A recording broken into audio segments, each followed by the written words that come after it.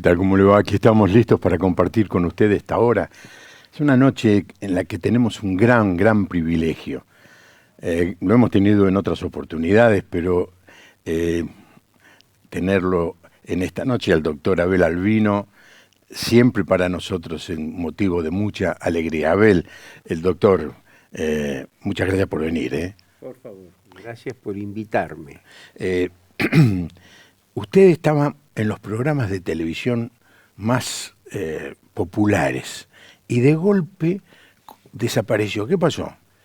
No, nada, son etapas que se van cumpliendo inexorablemente y la etapa de mediática pasa y la etapa fundacional pasa y ahora estamos en la etapa de concreciones en la organización.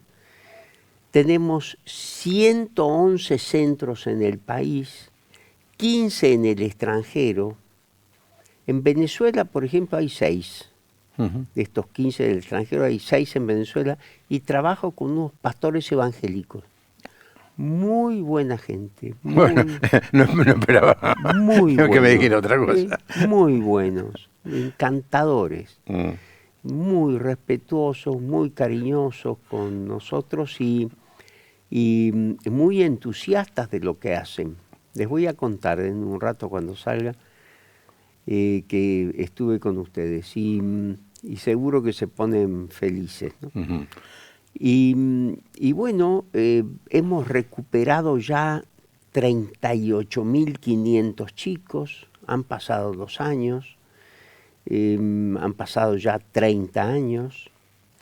Hemos publicado el último libro ya que se llama, ya no Desnutrición del mal oculto, que publicamos con Monkeberg, mi maestro, mi amigo y el que ideó todo este concepto de CONIN en Chile, el profesor chileno. Después vino el libro Gobernar es Poblar, en homenaje a Alberdi, el título. Después vino el libro Así se combate la desnutrición y ahora hemos publicado El legado de CONIN. Estamos en esa etapa. El profesor Monkeberg nos dijo una cosa muy interesante, entre las muchísimas cosas que nos ha señalado. Dijo, lentamente bajar la mortalidad infantil a 2 dígitos es relativamente sencillo. Controlen a cada mujer embarazada y a cada niño hasta los 2 años y bajan la mortalidad infantil a 2 dígitos. 14 por 1000, 15 por 1000, 17, 18. Claro, 2 dígitos, pero es por 1000, no por 1000. Sí. Bajar a 1 dígito debajo del 10 por 1000 es muy difícil y solamente se hace con estos hospitales que ustedes tienen. Un buen día se van a enterar que han bajado la mortalidad infantil. Y ese buen día llegó hace 4 años. Estábamos en una convención de CONIN en Mendoza, donde había venido el gobernador de Salta, en ese momento estaba el gobernador de Mendoza presente también, y la ministra de Bienestar Social, Claudia Najul, una excelente ministro, se puso a hablar elogiosamente de nuestra institución. Y bueno, se fue en elogios, ¿no? Y yo dije, qué notable cómo nos ha destacado. Me dijeron, doctor, los guarismos salieron esta mañana. Tenemos 7.7 de mortalidad. Y hoy estamos en 6.6. No creo que baje de allí porque siempre hay niños que nacen con cardiopatías, nefropatías, enfermedades genéticas, metabólicas e inmunológicas y lamentablemente fallecen. Estos guarismos del 6 por 1000, 6.2 por 1000 lo tiene Japón, lo tiene Gran Bretaña. Y de ahí no pueden bajar, no se baja de ahí normalmente. pero que lo tengamos nosotros en Mendoza es un orgullo grande para nuestra provincia, estamos más que felices y es un orgullo para todo el país, ¿no? Que pudiésemos replicar esto en todas las provincias. El doctor Abel Albino le ha dedicado su vida a este tema, ¿no? Y ahora le voy a preguntar cómo fue que comenzó con esta lucha, qué es lo que le motivó. Estamos viviendo un momento difícil. Este programa es el último antes de la elección que vamos a tener, aunque seguramente este programa se va a ver otras veces quizá fuera de esta fecha. Así que lo que vamos a comentar hoy tiene que ver con la acción de alguien que tuvo una visión, que dijo: yo tengo que hacer algo, no me puedo quedar indiferente a esta realidad. Vamos a hablar justamente de la desnutrición infantil, que casi ya deja de ser un tema, en Mendoza por lo menos, porque están en un índice muy pero muy bajo, pero en el país no es así, y mucho menos en Latinoamérica. Doctor, este programa se está viendo en toda Latinoamérica. Sí. ¿Cómo fue, doctor, que usted sintió el llamado a dedicarse a este tema de la desnutrición infantil? Bueno, tendría que decirle cómo conocí este tema en realidad. Yo después que me recibí de médico quise hacer enfermedades infecciosas y mi profesor de infecciosas en Tucumán, la Universidad de Tucumán, ahí me recibí, el doctor Juan Francisco Villalonga, me dijo: tenés que hacer pediatría entonces si querés hacer infecciosa, porque la gran mayoría de las enfermedades pediátricas son infecciosas. Sarampión, rubiola, papera, cuarta, quinta enfermedad, otitis, bronquitis, sinusitis, laringitis, neumonía, neumonitis, gastroenterocolitis, son todas infecciosas. Tiene razón el profesor. Bueno, me fui a hacer entonces pediatría durante 10 años, como me aconsejó él, y a partir de los 10 años me iba a dedicar a las enfermedades infecciosas. Así fue. Pero conocí en el interín en Chile, una tarde en el Hospital Luis Calvo Maquena, el hospital escuela universitario donde estaba haciendo mi residencia, llegó el doctor Fernando Monkever, profesor de la Universidad de Chile, notabilísimo médico, que empezó a trabajar con un legendario sacerdote, el padre Maroto, en una población muy pobre, y él dijo: cuando uno ve la miseria, la pobreza y a veces hasta la injusticia, tiene dos maneras de actuar: o buscar al culpable y esterilizarse en esa búsqueda, que no conduce normalmente a nada, o aceptar la cuota de responsabilidad que a cada uno de nosotros nos cabe como miembros de esta sociedad y ver cómo podemos dar una mano, que es lo que hizo él. Entonces él le impactó tanto el tema de la pobreza extrema y de la desnutrición. La desnutrición es el resultado final del subdesarrollo. De nada sirve que yo alimente a un chico si lo devuelvo al ambiente hostil del que proviene a los 15 días, estoy alimentándolo nuevamente, no sirve. Si queremos quebrar la desnutrición, lo que debemos hacer es un abordaje integral de la problemática social que le da origen a la extrema pobreza. Educación nutricional, educación para la salud, lactancia materna, jardín maternal, jardín infantil, estimulación temprana, etcétera, etcétera, etcétera. Bueno, entonces el individuo Fernando Monkever, este genio, se fue a Harvard a ver por qué un hombre come un bife y puede pensar. De allá volvió doctor en bioquímica nutricional. Y cuando volvió le dijeron, los economistas, los sociólogos, los antropólogos, tenían visiones distintas del tema. Fernando, la pobreza es consecuencia de la mala distribución de la riqueza. Vos distribuís riqueza y se termina la pobreza. No, le dijeron otros, la pobreza es consecuencia del subdesarrollo. Vos empleás todo tu potencial en el desarrollo y por chorreo llega a las clases inferiores. Y él dijo, no, no lo veo. Se metió en economía, estudió economía. Un genio, ¿eh? Un genio.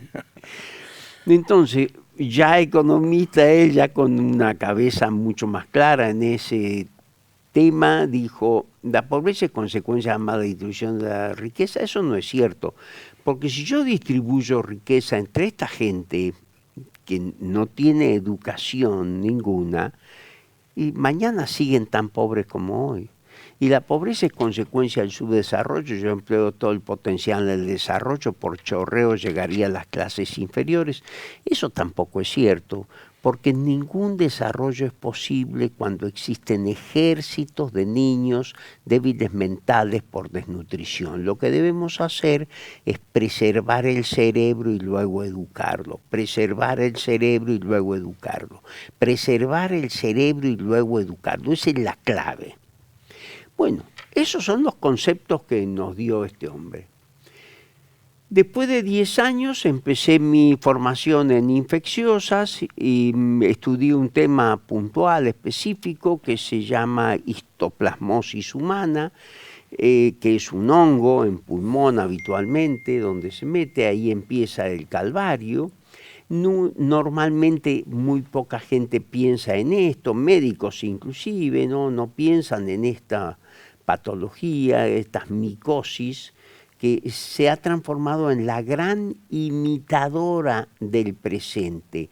Simula Hodgkin, simula tuberculosis, simula asma, simula bronquitis crónica, simula. Se parece con síntomas que confunden a cualquier otra y nadie piensa en ella. Bueno, me doctoré en medicina con este tema, publiqué mi primer libro, di conferencias en Europa, una cosa de loco con el tema este. Bueno, ahí me voy a Europa. Veo una clase en Mendoza de biología molecular en gastroenterología, muy interesante, ciencia ficción. Y bueno, le dije al profesor, qué maravilla, cómo desarrolla este tema, es ciencia ficción esto, eso parece mentira. Y bueno, hablamos y fuimos a almorzar con él a la casa del doctor Arturo Jorge, gastroenterólogo que falleció ya, pero monumental, y entonces que lo había traído y terminé en su servicio de gastroenterología en la clínica universitaria de la Universidad de Navarra, que no se puede creer. Y bueno, y ahí me golpeó Europa, yo no conocía, me pegó ver esos países tan pequeñitos y tan poderosos, y el nuestro, que es tan grande, es tan rico, verlo empobrecido cuesta. Angustia, preocupa mucho. Sí. Y venimos cayendo y cayendo y cayendo, pareciera sin solución de continuidad hace muchos años. Y bueno, y este país fue el asombro del mundo, así nos llamaban a principios del siglo pasado. El asombro del mundo, el primer país del mundo que quebró el analfabetismo. Hay un dato interesante que lo he cosechado en toda América Latina, que conozco y tengo centros en Paraguay, Perú, Guatemala, Ecuador, Venezuela, y ahora vamos a Guatemala, ya por segunda vez vamos ya ahí a concretar dentro de un par de meses. Y cualquier chica que se casaba en toda América Latina y en España, lo que quería para el regalo de cajón para su casamiento, ¿sabe cuál era? El libro de doña Petrona C. de Gandulfo. Sí, para saber cocinar. Claro. Le digo a la audiencia de Latinoamérica, esta señora Petrona C. de Gandulfo era una señora nada que ver de una actriz televisiva, era una ama de casa, una señora, que tenía una secretaria que le decía Rosita. Juanita, tráeme la olla, Juanita. Y daba clases por televisión cuando era en blanco y negro, y escribió un libro con recetas de cocina.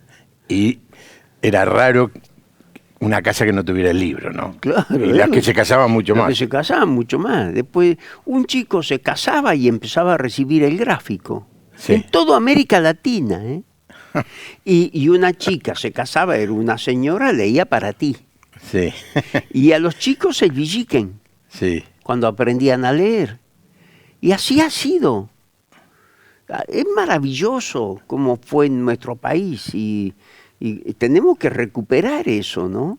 Sí. Cuando la Ford decidió abrirse al mundo, abrió París, Londres y Buenos Aires. Cuando el Rockefeller Center se empezó a construir, el Cabana ya existía acá, el edificio más alto de América Latina. En aquella época, año 36. Después cuando... Hablamos los ferrocarriles, ni hablar. Por favor, teníamos la red ferroviaria más grande de Latinoamérica. Superaba, sumando todas las redes ferroviarias de América Latina, no superaban a la red ferroviaria argentina. El ingreso per cápita argentino era superior a la suma de los ingresos per cápita de Brasil, Paraguay, Perú y México juntos. Cuando se abrió el subterráneo, sí, en diciembre de el 6 de diciembre de 1913 tenía subterráneo Moscú, París, Londres, Nueva York y Buenos Aires. El asombro del mundo. De ahí viene Buenos Aires, la tierra del plata. La tierra del plata, claro. y nosotros hay que leer las crónicas hay que leerlo a Borges, cuando habla en un libro, El Tango, habla de Buenos Aires, del principio, dice, sentíamos que estábamos en una provincia creciente de un país creciente. Ser, dice Borges, es percibir, pero también es ser percibido. Nosotros habíamos percibido otros países del mundo, pero no habíamos sido percibidos aún. Hasta que en 1910 vino una avalancha de gente a ver el asombro del mundo. Le digo a la audiencia de Latinoamérica, en 1910 fue el centenario de la fundación de la Argentina, que fue el 25 de mayo de 1810. La Argentina, y particularmente Buenos Aires, tenía tanta fama que vinieron multitudes en barcos de lujo a conocer esta ciudad maravillosa. Esto es Madrid. Iban por la Avenida Mayo y decían, esto es Madrid. Iban por la Diagonal Norte y decían, pero esto es París. ¿Cómo hicieron para trasladar, dijo Einstein, cómo hicieron para trasladar en tan poco tiempo Europa acá? Es que, bueno, no, eso nos pone muy contento, pero nos da ganas de llorar, sí, porque especialmente estos últimos 40 años de democracia hemos caído pedazos y los últimos 20 de manera muy acelerada, muy acelerada. Y esto no es que ahora no tenemos los mismos edificios, es que sería lo de menos, o que reemplazamos los trenes por rutas y entonces usamos los camiones y los autos, sería lo de menos. El problema es que todo esto ha producido hoy por hoy un 40% de pobres, estos últimos 20 años, 40% de pobres y 10% de indigentes. Y de esto es lo que estamos hablando, ¿no? Los chicos que vienen a la escuela que tenemos aquí, no, estos han desayunado, van a almorzar, van a merendar y van a cenar. Estamos hablando de millones de chicos que hoy, en este país, que tenía toda esa riqueza, que la sigue teniendo, hoy no tuvieron nada para llevarse a la boca antes de ir a la escuela, si es que fueron a la escuela, y van a volver a su casa habiendo sido alimentados, si tienen suerte, no por su familia, sino por la escuela. Entonces, estamos en una situación de creciente injusticia, de creciente maldad,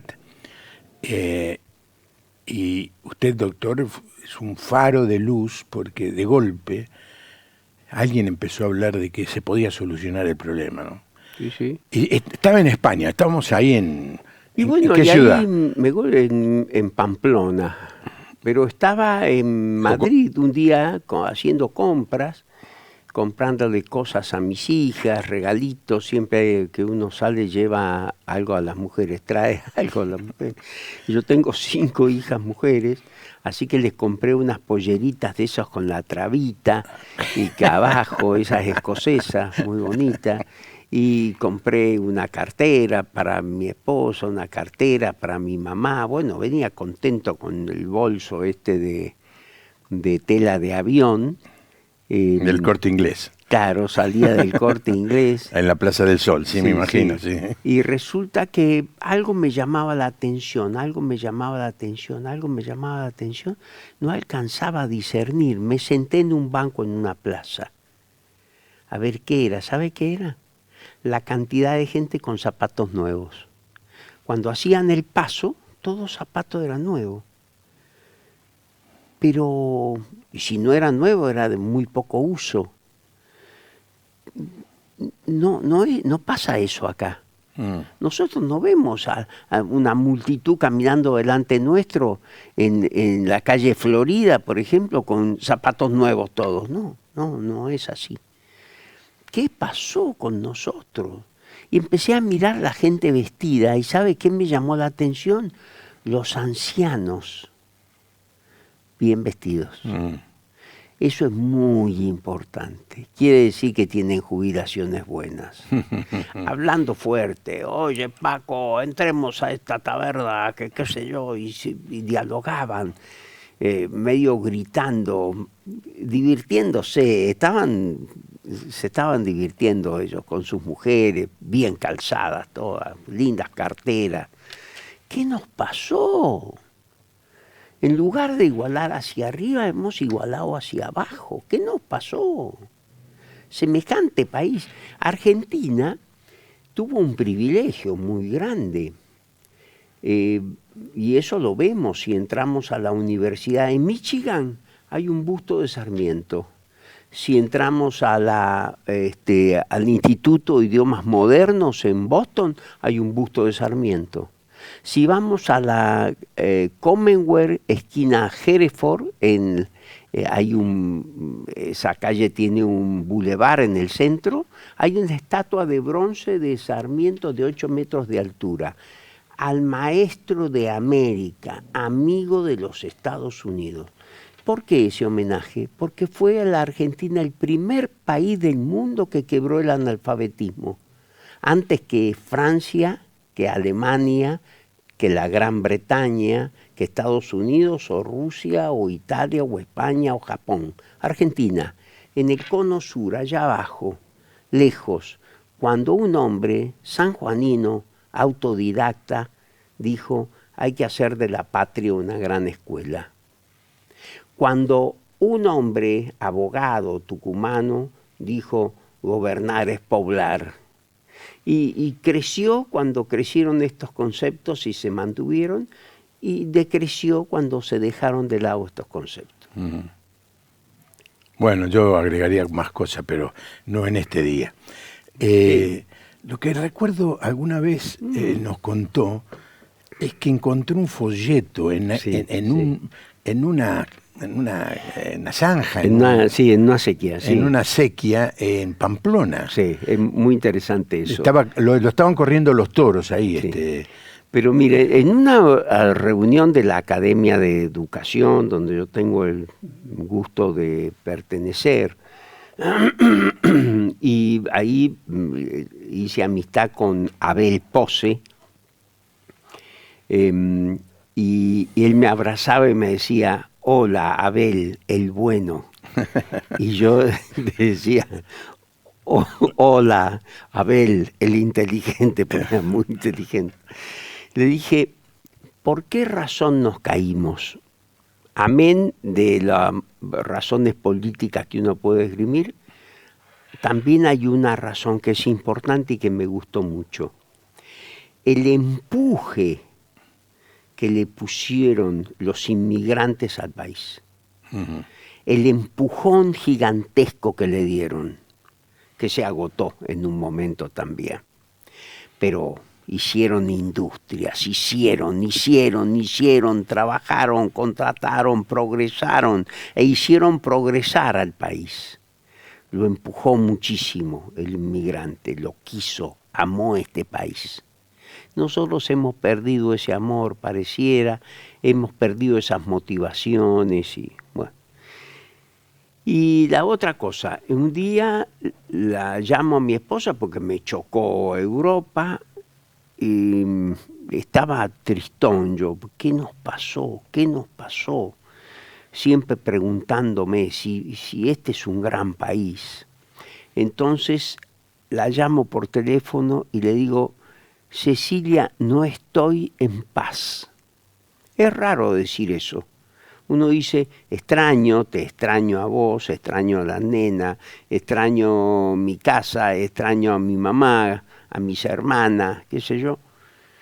Mi padre había fallecido ya, pero mi madre no, falleció hace muy poco, hace 4 años. Y entonces, y curiosamente uno crece, por lo menos a mí me pasó, después que mueren los padres. Yo me sentía chico, recién me doy cuenta que soy grande ahora que no tengo mi mamá. Y resulta que le digo, no estoy en paz. Bueno, me dijo ella, estamos en Santa Bernardita, nos vamos a misa con las nenas y vamos a pedir para que tengas paz. Bueno, chao. Ella entró a la iglesia y yo me volví al hospital. Y entonces entré al predio de la universidad, amurallada, una muralla que tiene 700 años. Y bueno, entré allí y pasé por la figura de la Madre del Amor Hermoso, que es muy bonita, todo el mundo va y saluda. Y había un diario tirado en una acequia y yo no soy de meterme a las acequias, no me atrae nada para que me meta en una acequia. No levanto nada de la calle tampoco para no ensuciarme las manos, porque creo que voy a tocar a un niño. Yo soy médico de niños hace 51 años y lo puedo contaminar. Entonces cuido de tener siempre las manos limpias. No voy a levantar una cosa que puede estar escupida, qué sé yo, orinada por un perro. No me interesa. Levanté el diario, me metí en un bar medieval y lo abrí y decía, ¿qué es la paz? Yo terminaba de decirle a mi mujer, no estoy en paz. No me acuerdo haber repetido eso inclusive, ni haberlo dicho antes. ¿Qué es la paz? Esto es para mí, evidentemente. Entonces veo de quién es el artículo. Teresa de Calcuta. Hoy es Santa Teresa de Calcuta. Y dice, tenía una larga crónica, pero había un verso en el centro. La paz. El fruto del silencio es la oración. El fruto de la oración es la fe. El fruto de la fe es el amor. El fruto del amor es el servicio y el fruto del servicio es la paz. Monumental. Entonces, a ver, ¿lo puede repetir? Sí, el fruto del silencio es la oración. Sí. El fruto de la oración es la fe. La fe. El fruto de la fe es el amor. El amor. El fruto del amor es el servicio y el fruto del servicio es la paz. Entonces yo me levanté y dije, tengo que servir. Fui a la dirección del hospital y renuncié. Digo, mire doctor, me doy cuenta que estoy haciendo una especialidad del futuro cuando en realidad yo soy hijo de un país que no tiene solucionado su pasado. Yo sé que puedo subirme al tren del desarrollo y partir y salvarme yo, pero en el fondo del corazón, yo soy médico y soy médico de niños. Si hay un niño que me necesite, Lo digno, lo honorable, lo correcto es que me vuelva. Bueno, me volví a la Argentina. Sabía que tenía que servir, pero no sabía ni a quién ni cómo. Volví a Europa, me contrataban. El sueño del pibe. Pero antes pasé por el Vaticano el 17 de mayo del 92 en oportunidad de la beatificación de quien hoy es San José María. El Papa Juan Pablo II, que hoy es San Juan Pablo II. Fíjese los tres que me asesoraron, ¿no? Madre Teresa de Calcuta es Santa Teresa de Calcuta, San Juan Pablo II, San José María. Entonces dijo el Papa, sigan el ejemplo del beato José María, ocúpense de los más pobres, de los más necesitados. Servir, decía la Madre Teresa, a los más pobres, decía el Papa. Entonces volví a Mendoza, renuncié por segunda vez a Europa, volví a Mendoza, organizamos un curso sobre debilidad mental y vino Monkeberg y habló de la única debilidad mental que se puede prevenir, de la única que se puede revertir, de la única que es creada por el hombre, que es la del desnutrido. ¿Y por qué vino Monkeberg? Bueno, yo lo conocía, sí, pero nunca había vuelto a hablar con él. Habían pasado 20 años, no había hablado nunca. Pero el doctor Ignacio Villa Elízaga, especialista en estimulación temprana, mi profesor de España, me dijo, invítalo a Monkeberg. Entonces lo llamé a Monkeberg y Monkeberg dijo, no, yo voy al Brasil al Congreso Mundial de Pediatría porque tengo que encontrarme con un amigo del doctor Ignacio Villa. No, es que Villa viene a Mendoza. Ah, entonces voy a Mendoza, dijo, no voy a Brasil. Y ahí se encontraron y habló. ¿Por qué es importante la desnutrición? Porque genera debilidad mental, pero es la única que se puede prevenir, que se puede revertir, la única que es creada por el hombre.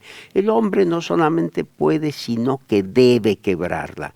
La principal riqueza de un país es su capital humano, y si ese capital humano está dañado, el país no tiene futuro. Este es lo primero que tenemos que hacer. Esto es apostar al futuro. Combatir el hambre, que mucha gente habla del hambre, el hambre, el hambre. No, vamos a combatir el hambre. Y tienen buena intención. Pero en realidad, con toda humildad y corrección lo digo, no conocen el tema. El hambre es un síntoma. Dura 15 minutos. Dentro de un rato, todos nosotros vamos a tener hambre. Comeremos un plato de sopa, tomaremos, o un vaso de leche, o comeremos una fruta o una papa hervida con un poco de aceite y sal. Se nos fue el hambre. Eso es hambre, 15 minutos. La desnutrición es otro cuento. Es una enfermedad individual y social.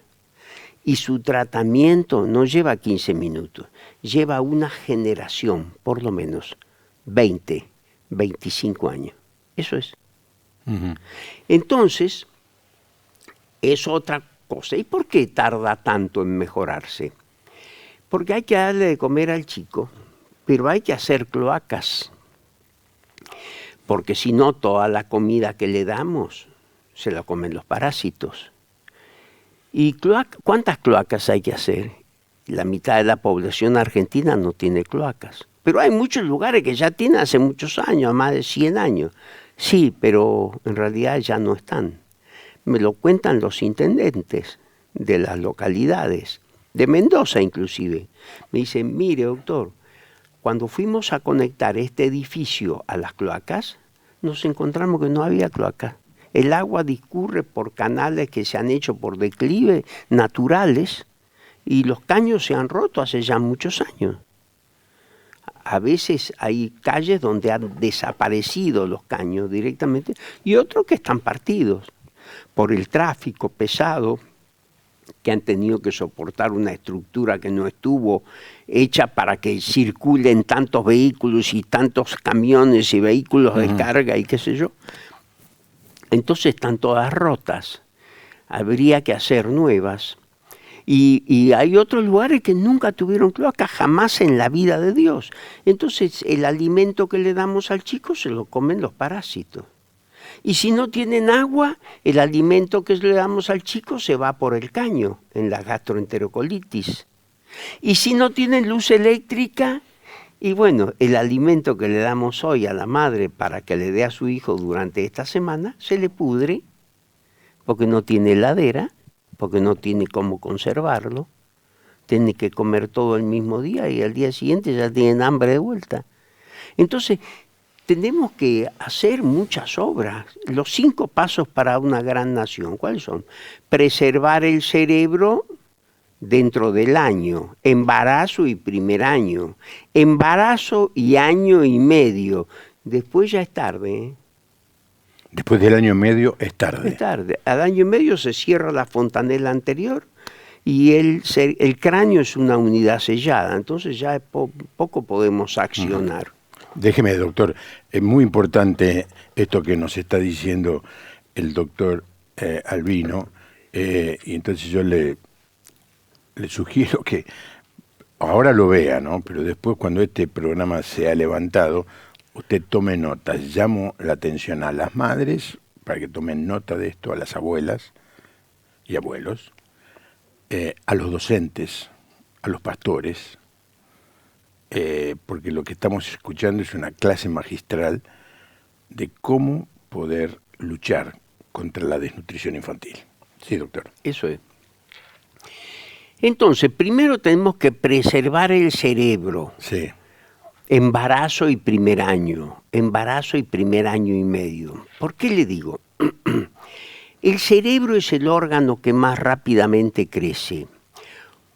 ¿Cuánto pesa el cerebro de un niño al nacer? El 10% de su peso. Normal. Hablamos de un chico normal.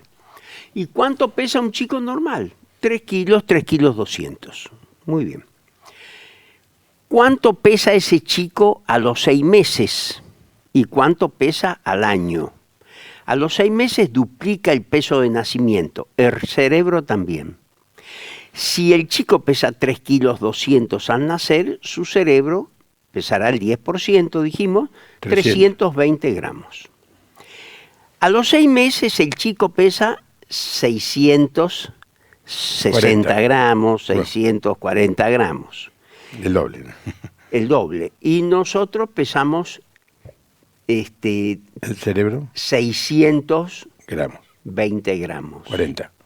O sea, aquí tenemos 6 kilos, nos confundimos. Aquí tenemos 3 kilos al nacer, duplicamos el peso a los 6 meses y triplicamos al año. O sea, que nace con 3 kilos 200, 6 kilos 400, 9 kilos 600. Casi 10 kilos al año en peso corporal.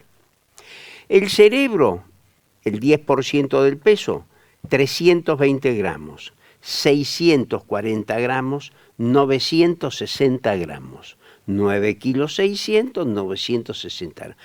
Casi 10 kilos y casi 1 kilo su cerebro. Sí. ¿Y de adulto? ¿Cuánto pesa? 1 kilo 200. ¿Pero cómo? Creció a un ritmo increíble entonces. ¿En qué momento? En el primer año. Yo, médico de Bien niño, alimentado. Bien alimentado. Tengo 1 centímetro metálico en el bolsillo de mi guardapolvo. Tuve 1 centímetro metálico en el bolsillo toda mi vida, hasta que dejé el consultorio. Ahora me dedico exclusivamente a CONIN. Entonces he medido eso. ¿Y cómo crece el cráneo en el primer año? 1 centímetro por mes. 1 centímetro por mes. ¿Y por qué crece si nosotros nacemos y morimos con la misma cantidad de células? Porque cada neurona, de los 100.000 a 140.000 millones de neuronas que tenemos en los escasos 3 milímetros de espesor de la corteza, esas son las cosas de Dios. En 3 milímetros de espesor tiene 140.000 millones de neuronas. Cada una emite hasta 15.000 cables. Si tengo buena alimentación y buena estimulación, 50%, 50%. Si le doy un trago de leche y un beso. Qué bueno esto del beso, ¿no? Si no le doy el beso, no le muerdo el cachete, no le cuento del payaso Plin Plin, no estimulo su imaginación, no incremento su curiosidad, no lo engancho con la vida. El niño necesita el estímulo amoroso, repetido, frecuente. Se lo dice un viejo médico de niños. Bueno, crece 1 centímetro por mes el cráneo entonces, sí. Nace, ¿con cuánto? 35 centímetros, que es el canal del parto. Ese es el canal del parto. Todos nosotros cuando nacimos atravesamos un canal del parto de 35 centímetros.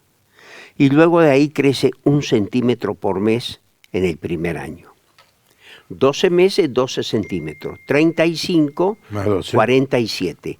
Fíjese en la libreta de sus hijos, de sus nietos, de sus sobrinos, de la chiquita de enfrente, de los ahijados. Fíjense en la libreta. O inclusive fíjense en los cuadernos de ustedes que su mamá seguro que tenía el primer dientito, el primer rulito cuando le cortaron el pelo, todas esas cosas. Bueno, ahí vemos, 35, 47. Y en el segundo año, si aquí creció 12 centímetros, ¿cuánto crece en el segundo año? 2 centímetros. Y se acabó. Y al año y medio, a los 18 meses, se cierra la fontanela anterior y el cráneo pasa a ser una unidad sellada. Ya no se puede accionar.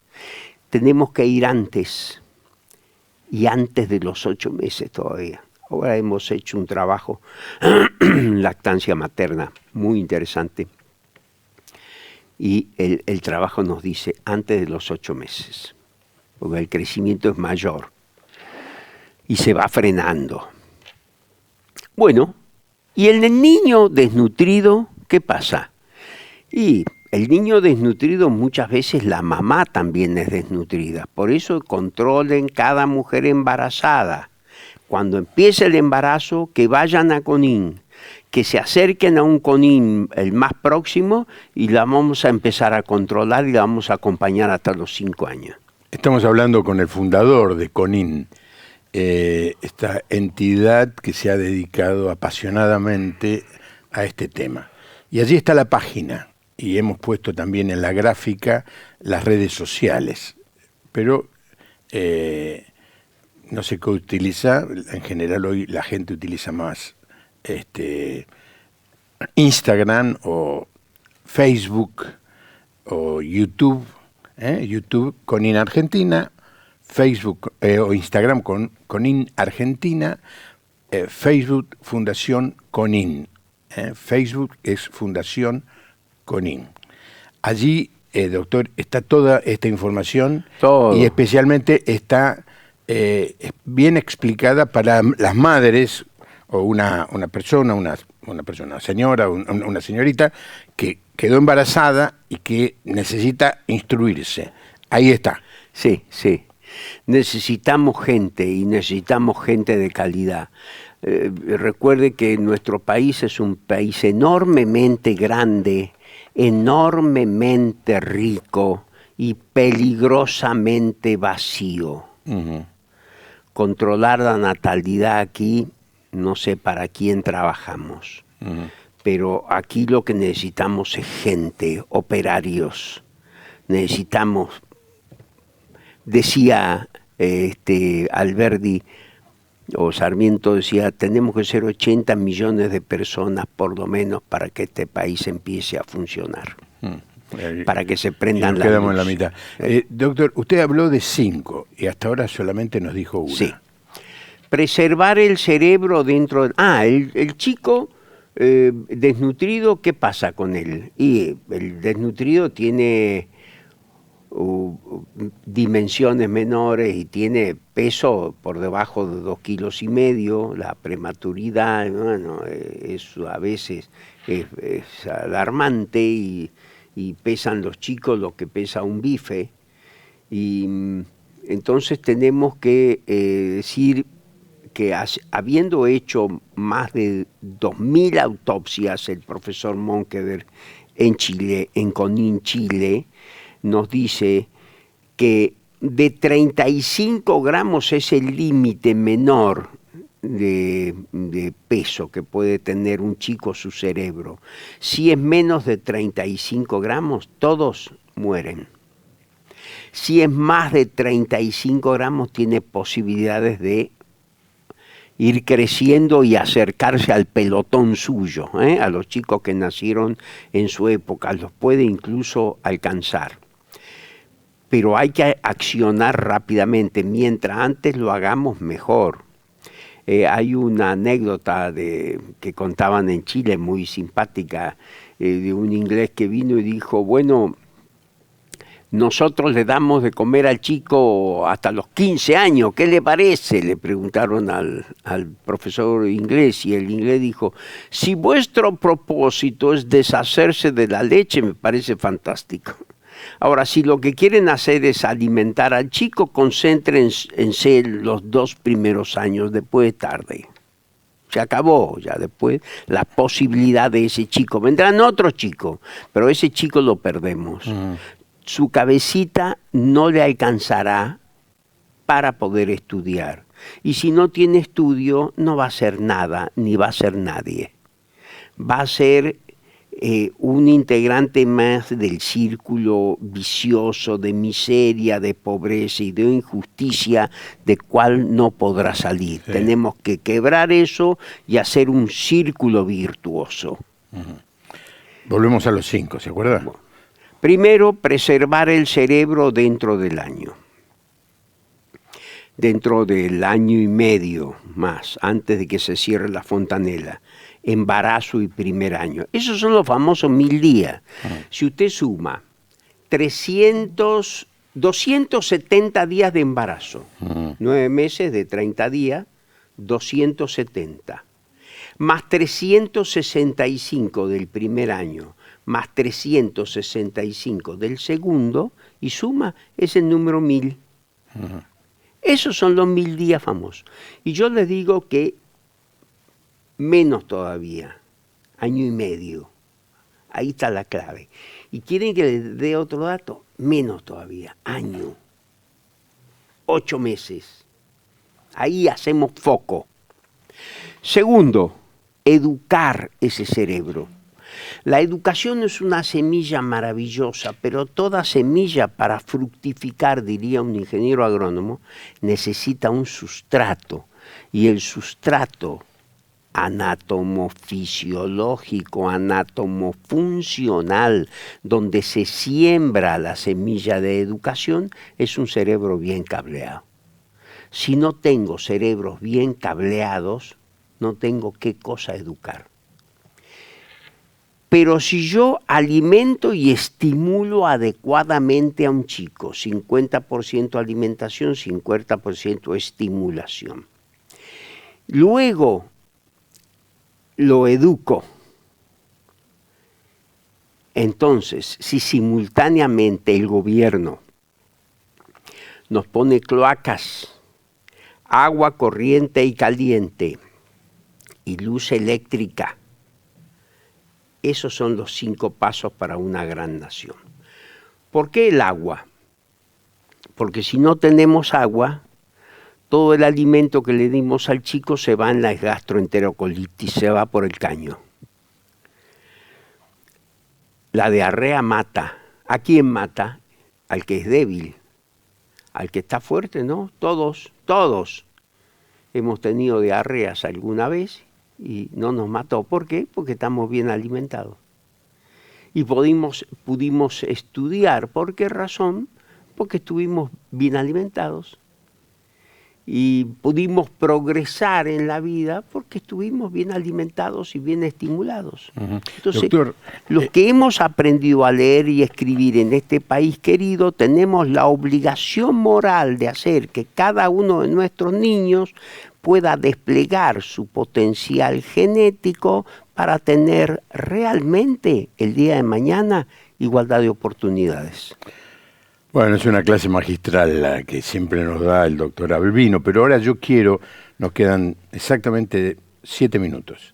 Hablar de la Fundación CONIN, Bueno. para que la audiencia se conecte y de alguna manera también vea la posibilidad de involucrarse, porque seguramente ustedes necesitarán voluntarios. Sí, necesitamos de todo. Pero le voy a decir 2 o 3 cositas más de estos 3 últimos puntos: agua, cloacas y luz eléctrica.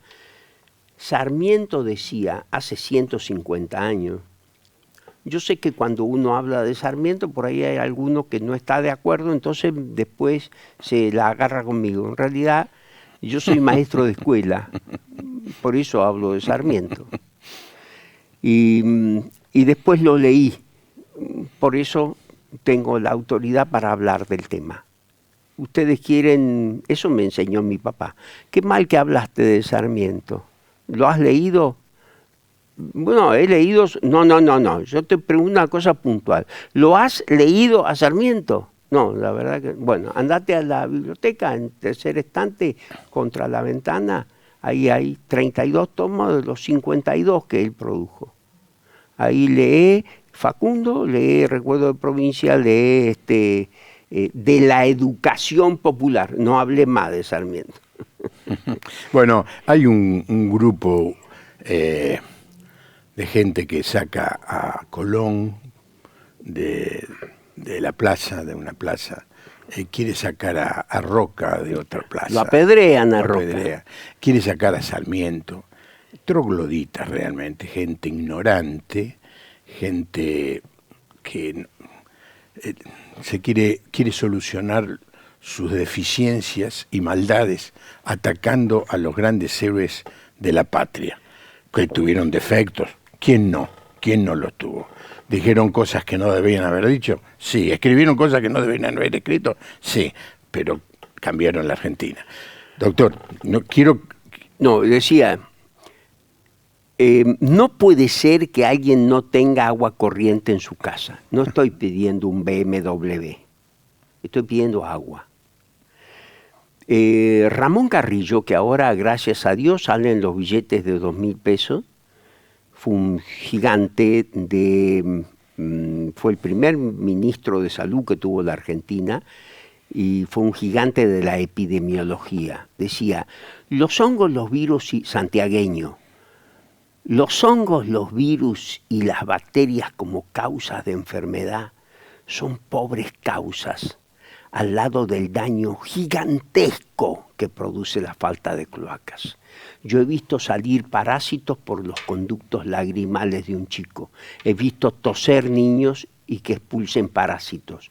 Y he visto desprendimiento de retina, en mi familia hay muchos oculistas, desprendimiento de retina provocado por nidos de Toxocara cani. ¿Por qué? Porque los niños duermen abrazados a los perros. No entendí yo eso hasta que no me metí en los ranchos, me senté en sus camas miserables y vi lo que comen y vi cómo viven. Y pasé un día viendo eso y ahí entendí todo.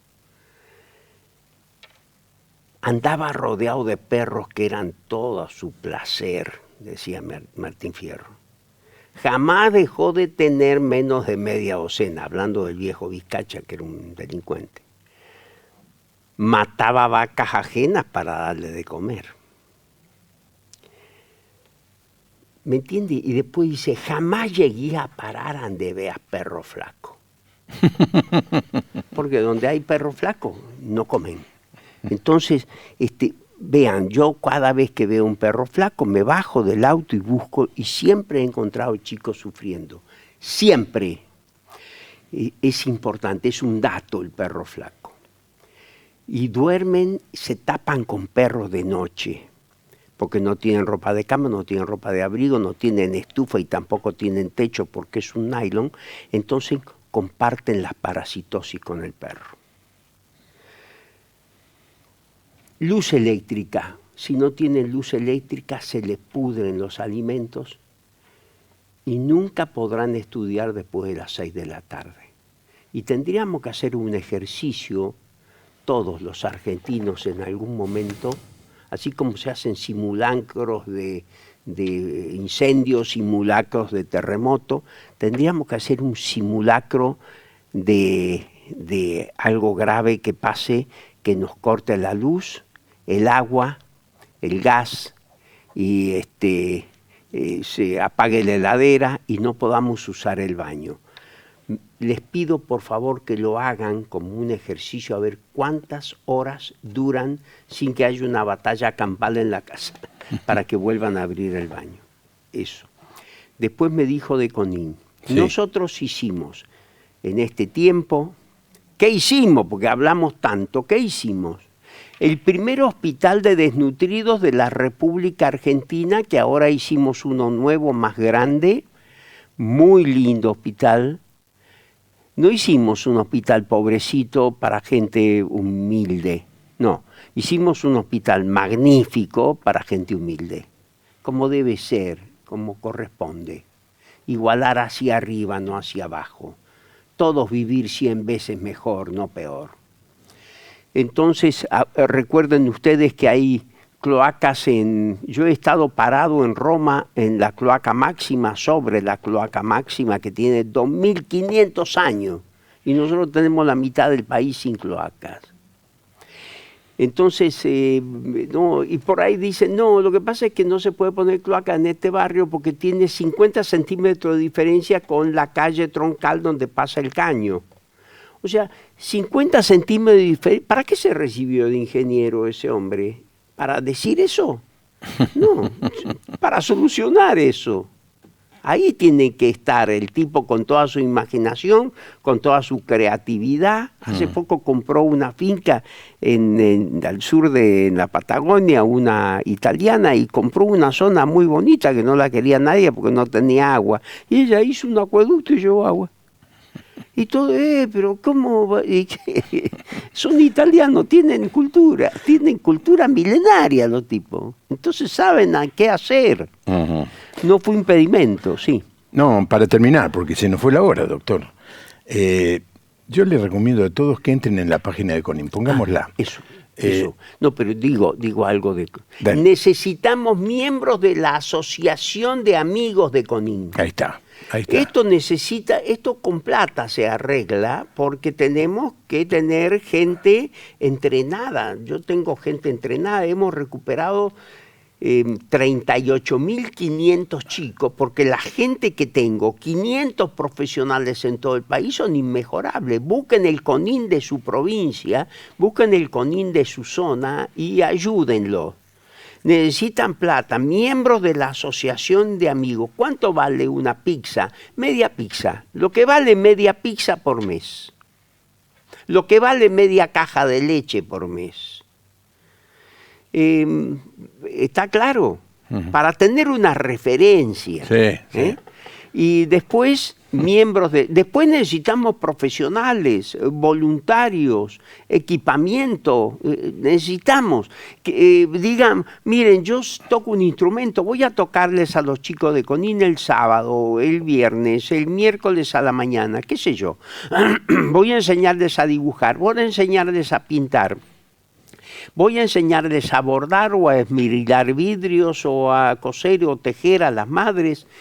Nosotros les enseñamos a leer y escribir para que salgan de esta miseria material y moral en la que muchas veces están condicionados a vivir. Gracias, doctor. Su presencia es un lujo para nosotros. Y poneme por favor la página de Conin. Y yo hago un llamado. Todo el tiempo estoy haciendo este tipo de llamados, porque hay mucha gente que ve el programa, que se reconoce como un buen cristiano, y que inclusive me puede decir, y por supuesto con toda veracidad, que ofrenda para su iglesia. Pero hay muchas entidades que hacen este tipo de obras que también necesitan nuestra ayuda. Deberíamos nosotros, los cristianos, ser los más generosos, los que más aportan para este tipo de tarea. Busque allí en Conin, vea dónde puede mandar su ofrenda. Media pizza por mes no es nada. aún en este momento de escasez y de... El importe, claro. El importe. Pero ¿qué pasa? Una montaña se hace con muchos granos pequeños de arena. Y así ha funcionado, estoy seguro, con INE en el pasado y así va a seguir funcionando. Es más, le voy a decir algo más, quizás no le guste esto. Va a seguir funcionando aunque usted no ofrende. Usted no es imprescindible. Se le está dando la oportunidad de poder ser parte, de amar para servir. Yo no puedo ir. Sirvan poniendo la mano en el bolsillo y mandando una ofrenda para que ese servicio se traduzca en paz. Y hay otra cosa que nos dice la Madre Teresa de Calcuta: gozo da servir. El servicio produce alegría. No hay persona más feliz en el mundo que aquella que está sirviendo a sus prójimos. Gracias, doctor. Gracias a ustedes. No se olvide algo que nos dijo Einstein. Si hacemos lo mismo con las mismas personas y las mismas herramientas, vamos a tener los mismos resultados. Acuérdese de eso este fin de semana. Que Dios le bendiga.